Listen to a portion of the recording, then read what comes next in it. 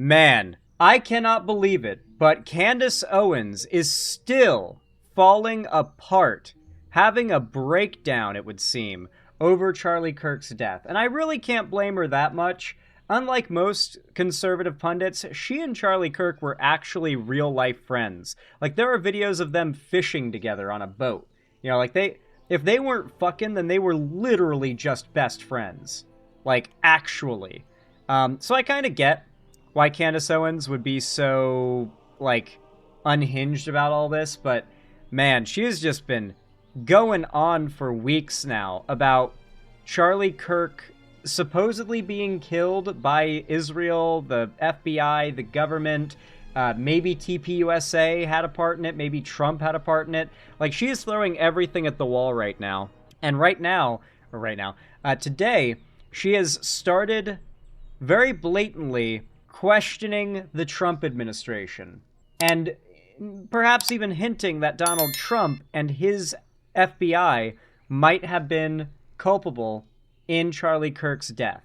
Hey, Candace Owens, I see her as a disingenuous grifter, and that is my most charitable view of her, mind you. The fact that she seems to be, I guess, broken clocking herself into the right position on this, that being a very skeptical and negative view of the Trump administration, then, well, I guess I can't really give her too much shit. She is kind of cooking. So I thought we'd give a look to this most recent video she put out. It's 3 hours old. It's very new. And it is called, "Why Isn't the Trump Family Asking Questions About Charlie Kirk?" Very good question, Candace Owens. Your mind's in the right place. If you end up liking this video, consider leaving a like and a comment down below. It's totally free, and it helps a lot, by the way. I appreciate it. Maybe even subscribe if you want to see more from me, but don't subscribe if you don't want to see more from me. Like, obviously, that goes without saying. Anyway, let's watch this video. Let's see if Candace Owens is continuing to crash out, or if she's actually got something to bring to the table here. I am liking her choice of target with this video, but that doesn't mean she won't be unhinged here. I will say, her past videos on this Charlie Kirk assassination have been much more emotional than factual in their nature. She has not exactly recited the official story she is so critical of as accurately as you would like someone who is apparently knowledgeable enough to criticize said official story. I definitely have my questions as to whether or not she is sincere or even on the money with her allegations here, or if it's just an obsession motivated by her friend being murdered. It could just be a genuine crash out. It's hard to say, but I will say her choice of target here is good. Let's see what she has to say. All right, you guys, where to begin? Well, the Turning Point USA Wikipedia entry got a very interesting update the night after Charlie Kirk was murdered. A certain someone was mysteriously added to the entry for the first time ever, listed as a co-founder of one of their divisions. That's interesting. I wonder who. Also, That would be a very blatant thing for Candace Owens to lie about. I'll assume she's not making that up. For charitability and for the sake of making this video more watchable, and so we don't stunlock too hard, I'll assume she's not making up the idea that some update on the TPUSA Wikipedia page was made, and that the update as to who was a founding member of a certain division was not known before and is a big deal and was not falsely put there, and this isn't made up. I'll assume this happened. A bit taken aback. I was obviously away in Wyoming when President Trump honored Charlie Kirk with his very own holiday as a posthumous birthday present. But I was a little taken aback that people really believe that that would somehow put an end to the conspiracies. It's supposed to be over now because look, Charlie Kirk Day.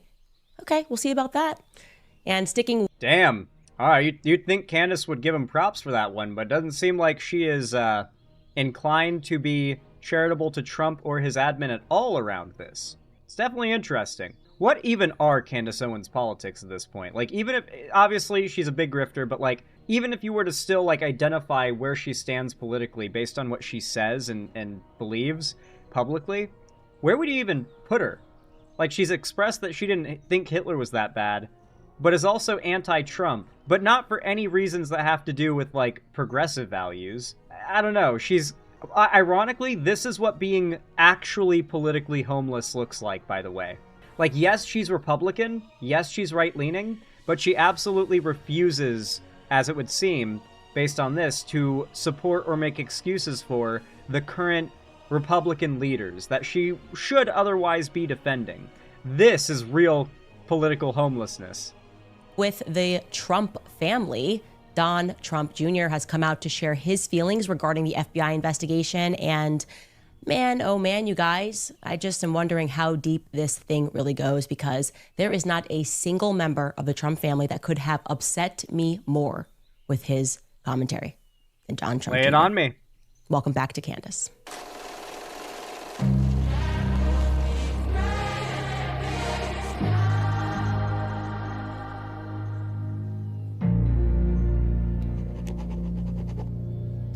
I don't know why, but that intro feels like something like Let's a start boomer with one of soccer my mom would own make. back of head conspiracies. It's kind of been a long running thought of mine actually over the years.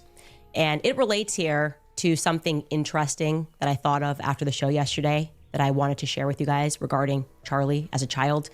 Charlie was obviously an extremely gifted child, so much so that he was hyperactive. He was actually always hyperactive. That never went away. He couldn't sit down. He was never idle. He was always working. But he was so gifted that, of course, doctors immediately wanted to put him on ADHD medicine because, well, why is he so hyperactive? Something's wrong with him. Let's drug him. And thankfully, Charlie's parents said, absolutely not. You're not drugging our son. He is actually, in fact, gifted. And they instead opted to send him to a school for the gifted. That's the same thing happened to me, barring the getting sent to a school for the gifted thing. Does that mean I'm extremely gifted? Does that mean I'm extremely smart, like the genius, mega smart man, Charlie Kirk? Obviously not. This is a very, obviously, this is her shtick, but a very blatant case of just glazing the fuck out of Charlie Kirk, trying to lean hard into that martyrdom that he's been offered. my memory. Charlie told me that story multiple times. And I thought about that. This has just been in my mind lately, living in my mind, because Yeah, so gifted he dropped out of community college. I truly believe that he was probably assigned like life handlers from that moment on. Something probably takes place. If you go to a little X-Men school and they're seeing how smart you are, or you're a part of some program, I was an extraordinary. So we're already entering absurd. We're already entering the absurdity zone. The idea that Charlie Kirk was so gifted that he was sent to a gifted school so special that the kids there would be monitored by the government because they show so much potential that the US government would want to keep an eye on them, even assign them handlers, because their future adult selves could be so significant and important. Candace, there are millions of Einsteins out there rotting in a ditch, starving to death, homeless, okay? Literally a million Einsteins, a million Newtons out there that are rotting, homeless, starving in a ditch right now. I promise you, being the smartest person on Earth will not mean that you are guaranteed success or influence or the idea that you will make any guaranteed mark on the world. Absurd statement. Absurd way to view the world from Candace Owens here. Learners as a kid, but I think Charlie was in like a special X-Men school. They probably are monitoring those kids. I actually believe that the reason that we have standardized tests is so that the government can track who is performing above the standard, right? Who's performing above the average slave? We better keep an eye on that one. She knows that this is not how the government recruits or keeps okay.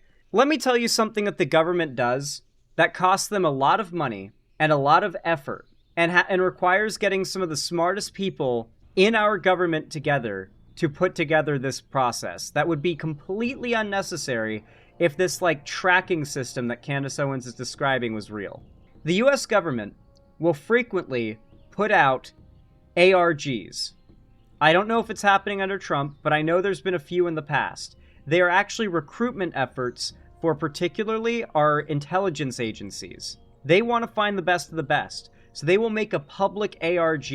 I believe one of them, what was it? Was it like the cicada one? Was that was it CIA ARG? I don't know. There's been a handful of basically public ARGs that our government has been behind. And they'll be really hard, like encrypted messages, that kind of thing. Or a scavenger hunt that requires layers on layers on layers on layers of different kinds of decryption and clue finding, right? It could be anywhere from analyzing audio to analyzing number sequences and finding just the most insane patterns you could imagine, right? You need to be a Rain Man hyper autist genius to be able to solve this shit. Cumulatively, the world will eventually find the solution to these ARGs, obviously, with enough brain power cumulatively, but it's the people in their bedrooms who obsess over those ARGs and solve it on their own. Those are the people that the US government gets into contact with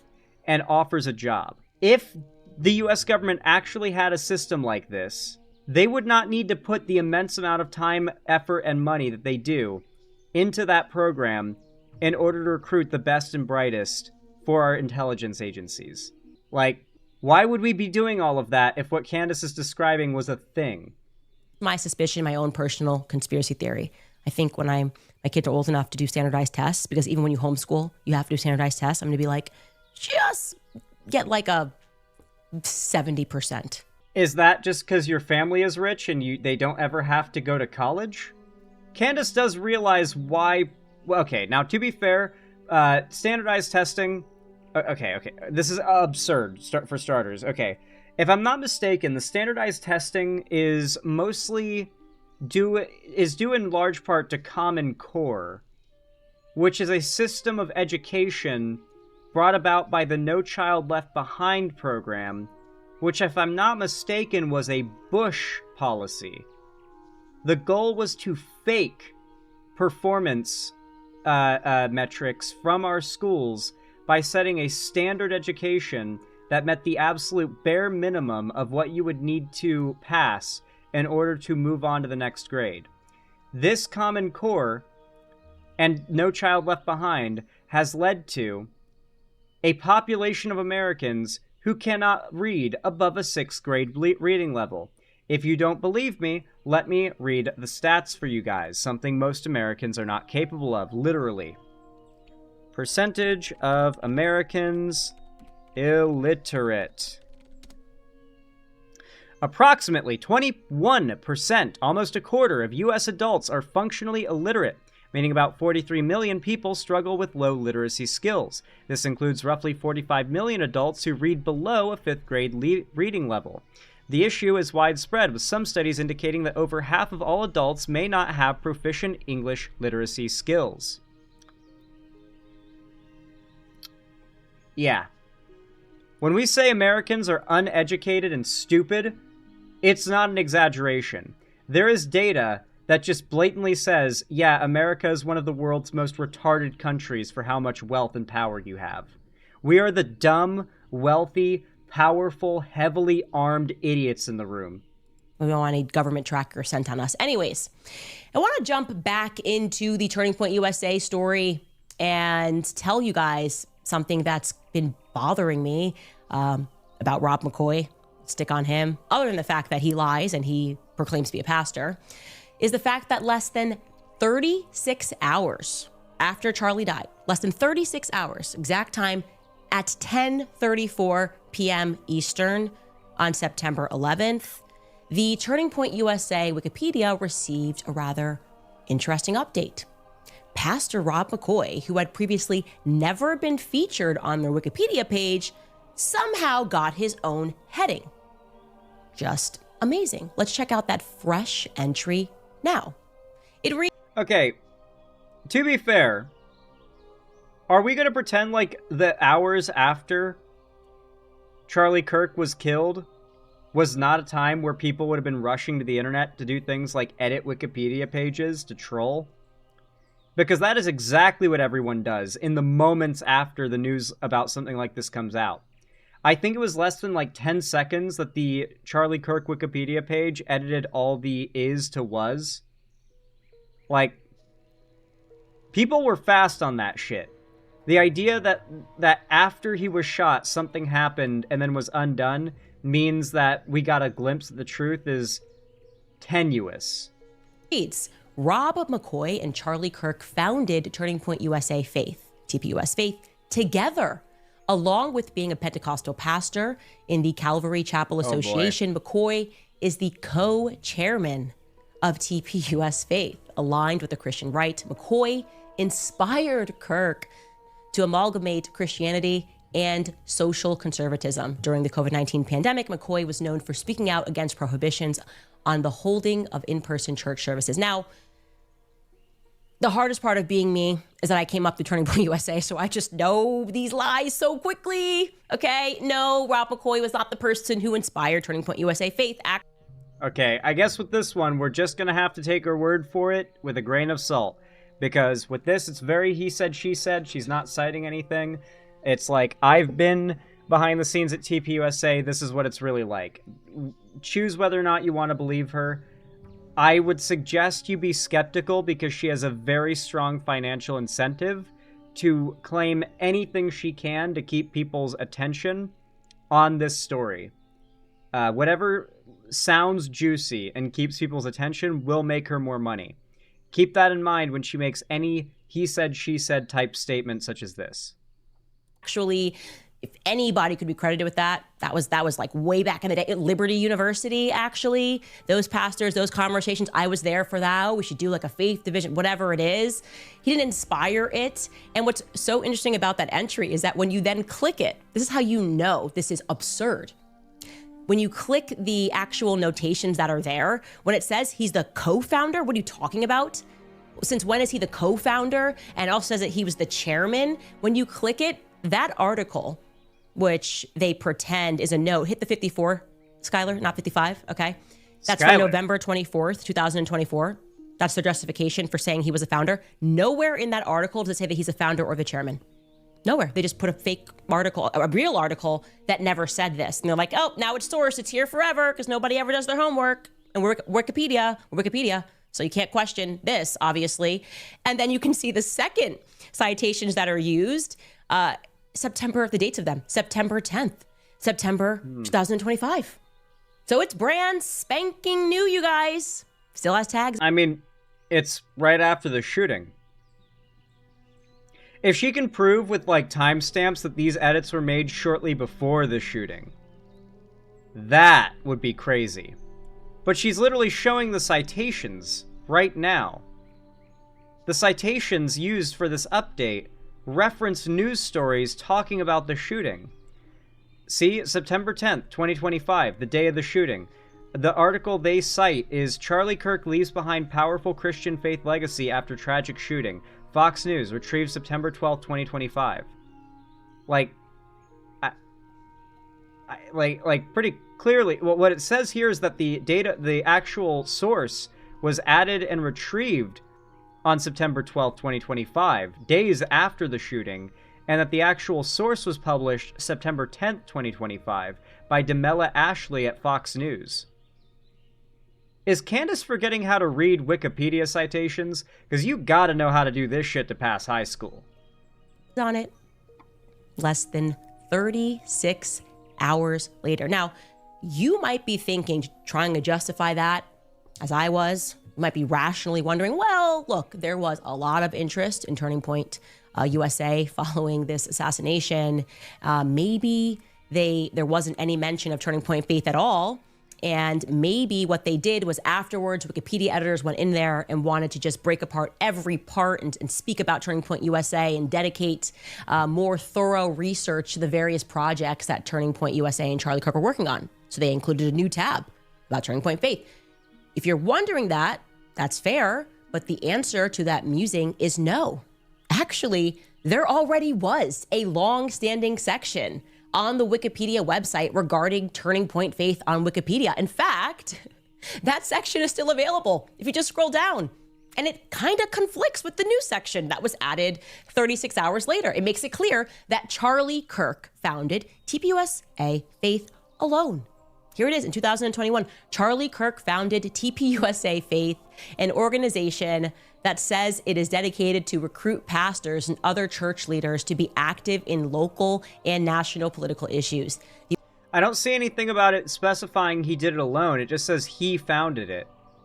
A Wikipedia writer doesn't know everything in the world. They have to cite their sources, and a writer or writers not finding certain sources or not knowing a certain piece of information because it only became public relatively later, definitely is not the smoking gun she says it is, though I will say, the idea that someone who had been previously quite unknown in regards to TPUSA suddenly being added to the Wikipedia page and being, like, just coming out of the woodwork as, like, a big deal behind the scenes at TPUSA, coming public the day that Charlie gets shot, in some ways it makes sense if there's no conspiracy, because of course he would come forward after the leader of TPUSA gets shot. He's one of the highest ranking people there. He would have been a co-founder. It would make sense for him to come out of the shadows and talk about Charlie Kirk after the shooting. Then again, maybe there's a conspiracy afoot. Maybe he was wrestling power out of from Charlie Kirk. Maybe they were rewriting the history on Wikipedia to make it seem as though this guy was always there. You could go either way with this, I guess. The organization promotes a culture war agenda and is intended to attract supporters among religious conservatives. Its activities include faith-based voter drives and educating members on TPUSA core values. Now, you can keep reading here. There's no mention of McCoy.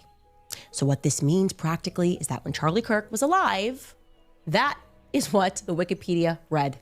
And then he died, and suddenly somebody in the world said, well, what about Rob McCoy? Let's add Rob McCoy, who is not known worldwide. Okay, this is even before.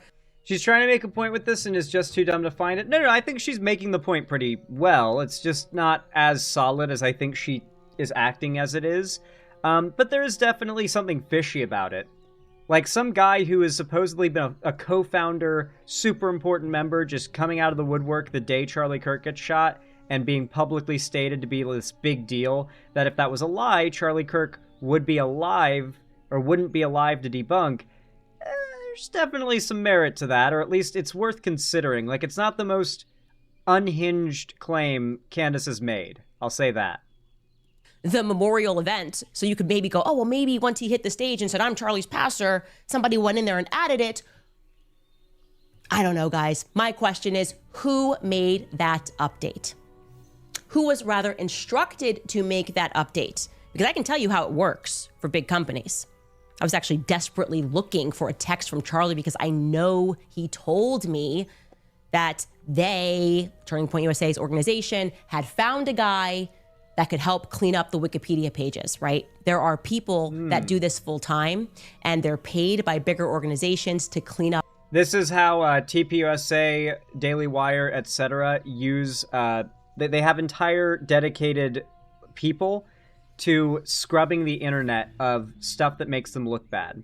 So whenever I'm trying to find a clip of, like, Matt Walsh hosting, like, Nazi grown men in diaper wrestling fights with dudes wearing, like, Nazi tattoos, when I try to find that video, it's really hard to find online. And that is because down to editing the Wikipedia pages to hide stuff, these companies, these YouTubers and influencers have hired people whose full-time job is to make takedown notices and edits to websites to hide unfortunate info before it can gain virality or before it can gain staying power, right?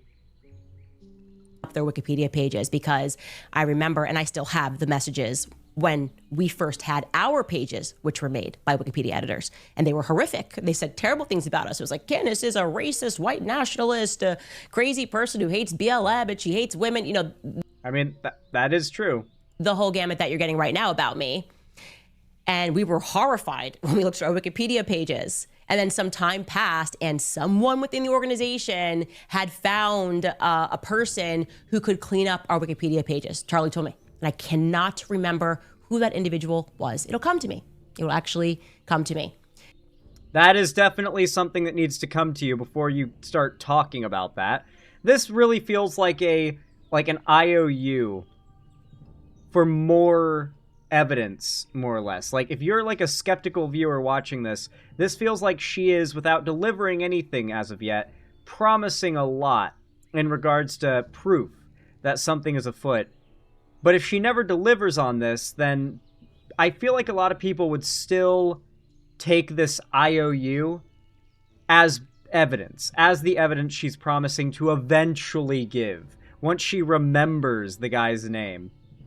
But I'm just interested. Do you guys think that some random person got inspired to include a whole heading of Rob McCoy 36 hours later? What do you guys think? I don't even think they had even yet announced that Erica Kirk was the chairman and the CEO 36 hours later. Like, that seems that early. Less than 36 hours, I should say, to be very clear. Less than 36 hours later. I don't even think Charlie's body had returned back to Arizona. And yet somebody was dedicated to Rob McCoy lying and claiming, this person who typed this, that he was the founder, the co-founder, Charlie's pastor. No, he wasn't. The founder of TPUS Faith, the inspiration behind TPUS Faith. No, he wasn't. He was one of the advisors put on the board of advisory for TPUSA Faith. I know that he gets paid by TPUS Faith, upcoming pastor summits where they're going to teach other Christian Zionist pastors how to use the Bible as a shield for their political ideas. You know, it says right here in the Bible. I will say, like, it's so weird because, like, Candace's rhetoric, it almost feels like she's starting to horseshoe back around into being based just for a minute. But then she yanks the bait away and she says something cringe. Unfollow Tucker Carlson. There's no other way that we can understand Paul's letter to the Corinthians other than to unfollow Tucker Carlson. That's the vibe I'm getting, the direction that Turning Point was going into, and Rob McCoy was definitively going to benefit financially from that. But founder? Since when? Anyways, now let's turn our attention to other allies. President Donald Trump. Of course, we have to arrive here because Charlie really loved Donald J. Trump. Okay? He loved him. It is unreal going through my messages to really consider how much he dedicated his entire life to him. And I mean, sleep. Quotes like this, I hope will stick with Charlie Kirk a decade from now, when events like this are starting to be written down as, like, American history. I hope quotes like this, that no one was more dedicated to Trump than Charlie Kirk. I hope that sticks when people want to say, Charlie Kirk was this amazing martyr who was just fighting for free speech. Oh, here's a clip, because we'll have those, of past events in the far future. Here's a clip of Candace Owens, his best friend, saying no one was more dedicated to the American dictator Donald Trump than Charlie Kirk, that he loved him. I hope that in the future, when Trump is looked back on as, like, the biggest mistake America ever made, I hope that helps to also just sort of dissuade people from looking at Charlie Kirk as a martyr in the future. Nights wanting to ensure that he got elected. I mean, yeah, like, in the future, like, nowadays we've got, like, neo-Nazis and, like, the KKK, right? These people that evoke a older form of bigotry and hatred to try and revive it and keep it alive. In the future, it's going to be the MAGA movement. Like, you're going to have MAGA rallies that are going to be, like, the future's KKK rallies, basically. Like, long after MAGA is no longer a politically relevant movement, people who weren't even alive for MAGA will be identifying as MAGA, in the same way that people who weren't even alive when Hitler was identify as Nazis. Elected midterm elections, hitting the ground, wearing a MAGA hat. We were everywhere. I was on fire for Trump too. I really believed in Trump. I really believed that if people could wake up to how quickly the media turned on him, that it could be, this conduit to black. I actually went back and I watched an old podcast episode from a podcast that I watched that's actually not left-wing at all. It's very centrist to right-wing, if anything. And it was there just talking. And at one point they mentioned, I swear to God, I heard the words, my ears perked up when I heard this. Did you hear that Donald Trump might be running for president? I was like, what? I had to check the timestamp because this is a very old podcast. I was like, no shot. And I hear these podcast hosts talking about Donald Trump back when there were only rumors about him possibly running for president in 2016, and talking about the idea of him running. And one of the hosts brings up, he can talk some serious shit. He might be the kind of guy we need in office, come to think of it. And one of the other hosts says, how can you think that? The dude literally filed for bankruptcy back in 2009. And because this podcast clip is old even for 2016 standards, 2009 was not that long ago. Like, it was a few years ago when that clip was recorded. Like, dude, back in 2009, a few years back, he literally filed for bankruptcy. And that was not the first one. This is not a guy. And then they were like, but, he's rich again after filing for bankruptcy so many times. Doesn't that mean something? But hearing some dudes, like, talking about Trump before MAGA was even a movement, where, like, you just had people who were immediately drawn to him. Like, I watched a guy, before MAGA was a movement, before Trump was a cult, outside of, like, very specific, like, hustle bros who thought of Trump as, like, a disciple of hustle culture in a way. Outside of those people, who were, like, fans of his previous celebrity, like, people just immediately started defending the idea of him being president the second the idea of him running came up. And a lot of the defenses they use for him are the same they have for him today. But, like, at least in the world of, like people knew about Donald Trump before he ran for president. The news that he had bankrupted several times as recently as 2009 was not news that started being known once Trump announced he was running. It was news that people knew when the rumors that he might run came along. So if it was the media reporting these things, the media never particularly liked or disliked Trump before he got into politics, but they certainly reported on him enough that people knew much of the same things that we talk about today about Trump. A lot of the same things were known about him before he had even rumored to have been running. So, I don't know. I think that's pretty relevant. Americans understanding that we're being manipulated, because my focus was all about Black America, right? And what I can say is that from the very moment that we learned the news that Charlie Kirk had passed, I knew spiritually that we were never going to get the full story from officials, right? Not from officials. I can't explain it. I felt that way. And then when Trump rushed to tweet out that, or Truth Social out that photo, an AI photo of him and Charlie with the Star of David in the background, I just knew.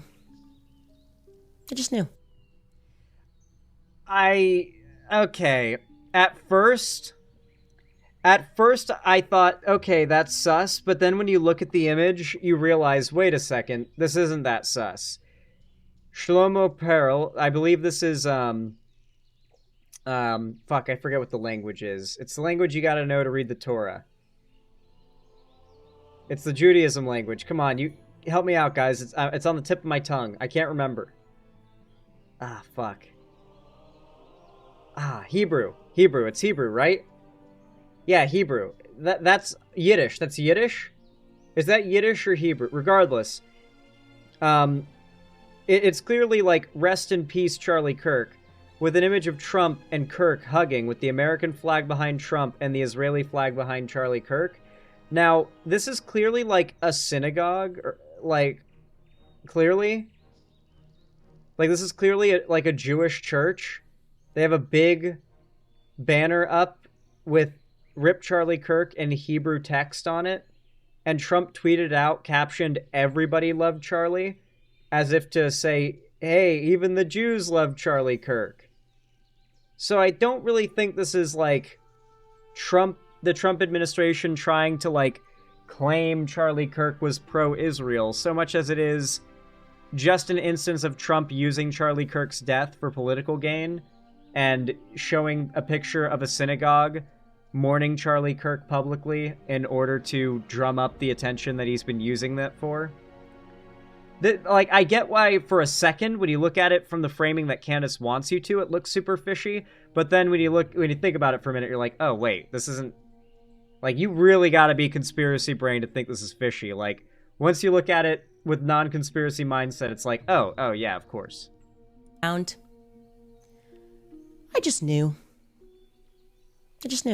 I knew the investigation into who murdered Charlie Kirk was officially over, right? The officials wanted nothing to do with it because there was nobody more psychotically insistent that people stop. I don't know, when the alleged shooter's grandpa owned the gun, and we find texts subpoenaed from Discord of the shooter telling his girlfriend/roommate that he took his grandpa's gun, the gun used in the shooting, described that why he's doing the shooting, said that he had done the shooting, and then described stashing the gun where the authorities would find it, and that he was going to try to get to his vehicle, which is the vehicle that matches up with one found on site the day of the shooting. His description also matches the video recordings of all the different people's phones that noticed the shooter on the roof before he took the shot. That's right, there are videos before the shot was taken of the shooter on the roof getting into position.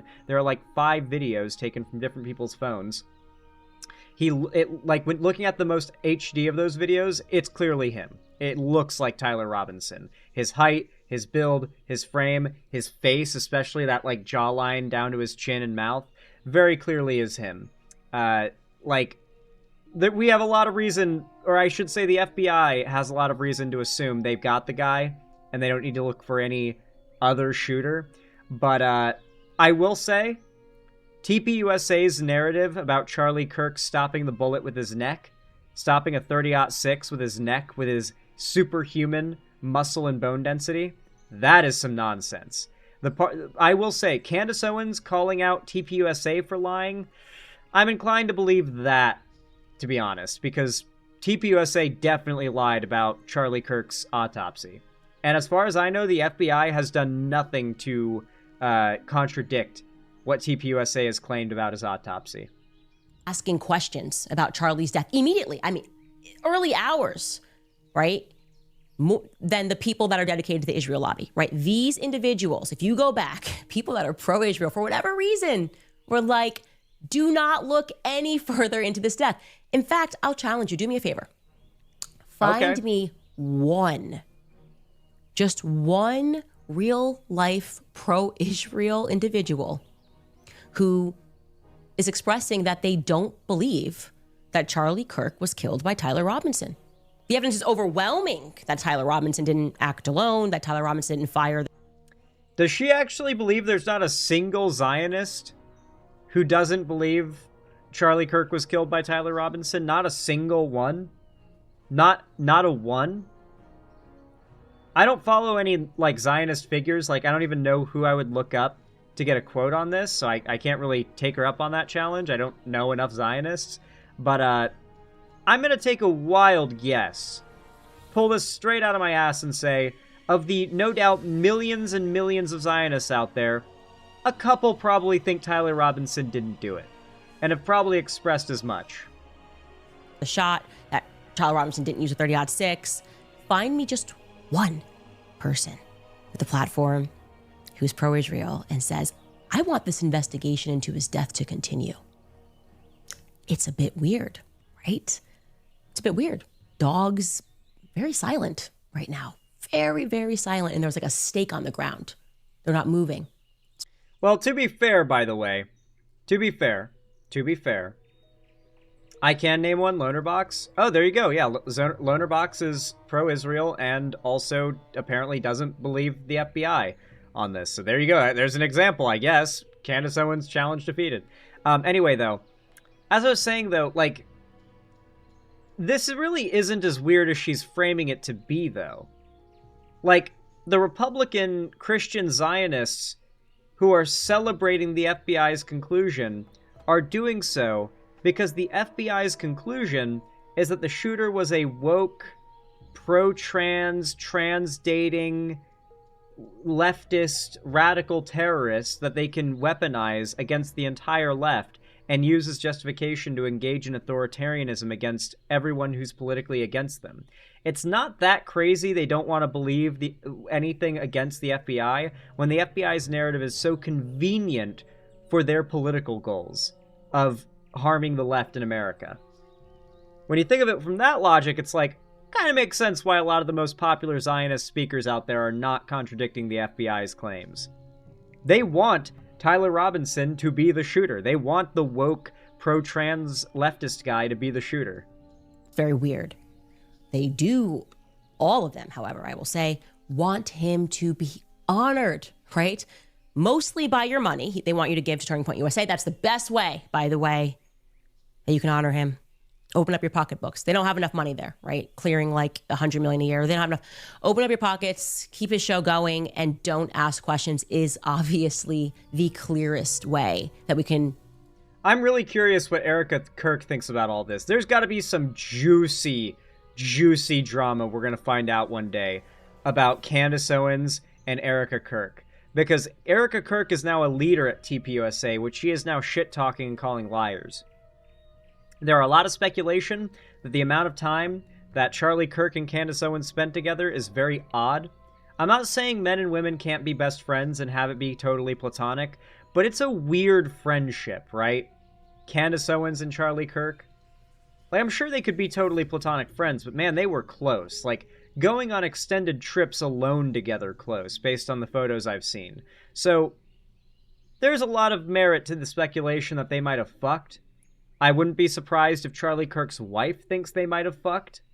I'm really curious to hear what juicy, catty drama could have been going on behind the scenes between those three parties. What kind of love triangle might have been going down?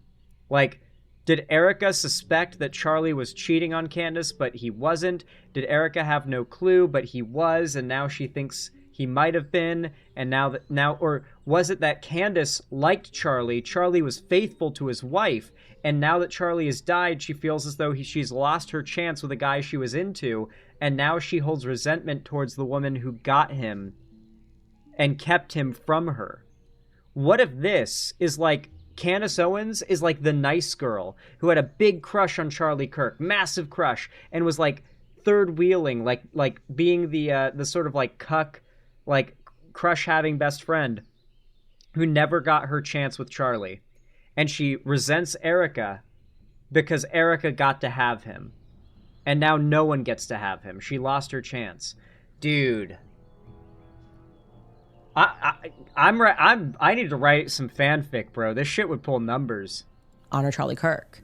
They want him lionized, and they did try to lionize him immediately as the most Judeo-Christian goy ever, right? He was basic. Why not just put him in a yarmulke in some of these AI photos? For those who don't know, goy is short for goyim. It is, I believe, Hebrew for non-Jewish, and it is a term that Nazis like to use a lot, sort of ironically, like, yes, the goyim must be suppressed. So when you hear someone use goy or goyim like that, it's concerning. That would make more sense. The direction, I mean, so instant. It's like just like trying to establish the legacy, right?